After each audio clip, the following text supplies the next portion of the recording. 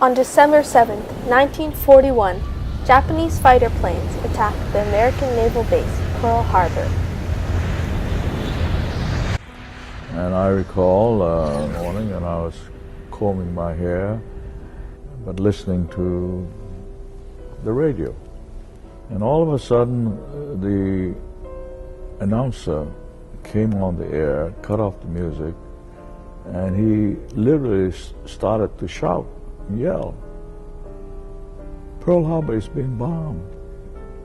He's screaming in there, "For real, the Japanese are bombing Pearl Harbor."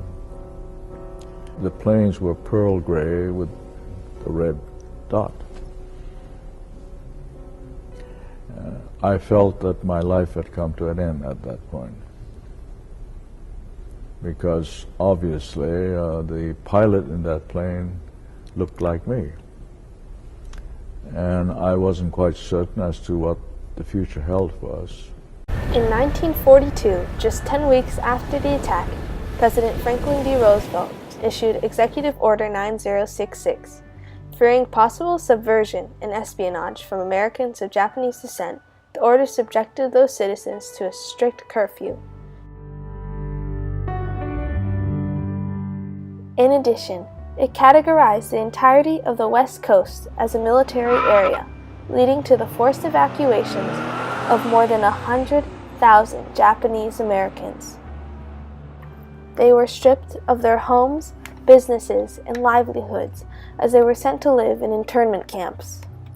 When I heard about that, I said to myself, being Japanese, shikata ga nai, it means can't help it, because we have Oriental face, can't do anything about it. That's the reason we all went to the relocation center.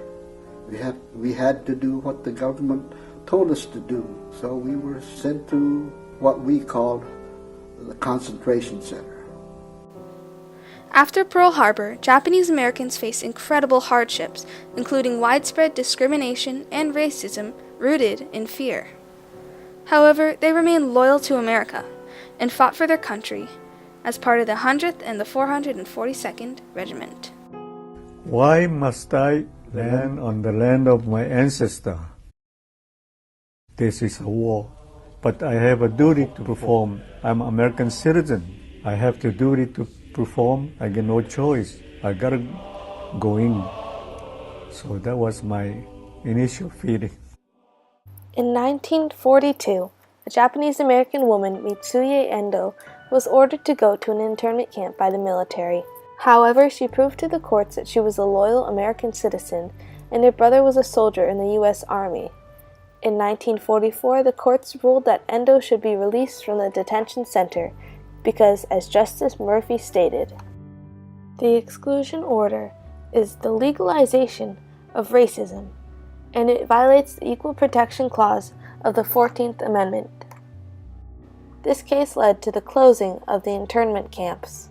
In 2017, we are witnessing the highest levels of displacement in human history, with 21.3 million refugees seeking shelter. As the executive branch implements travel bans and talks of Muslim registries and internment camps, many are reminded of the unconstitutional situations that Japanese Americans were subject to under the guise of national security. Many have drawn parallels between the discrimination and racism that Muslim Americans face today with the discrimination that Japanese Americans faced during World War II. To successfully carry out the legacy of Japanese American veterans, we must rally against discrimination rooted in fear and misconceptions. With courage and loyalty, we must fight for fairness and for freedom. To prevent history from repeating itself, we must actively engage in learning about the mistakes of the past. Through organizations like Go for Broke and the Japanese American National Museum, the voices of veterans will be heard for generations to come.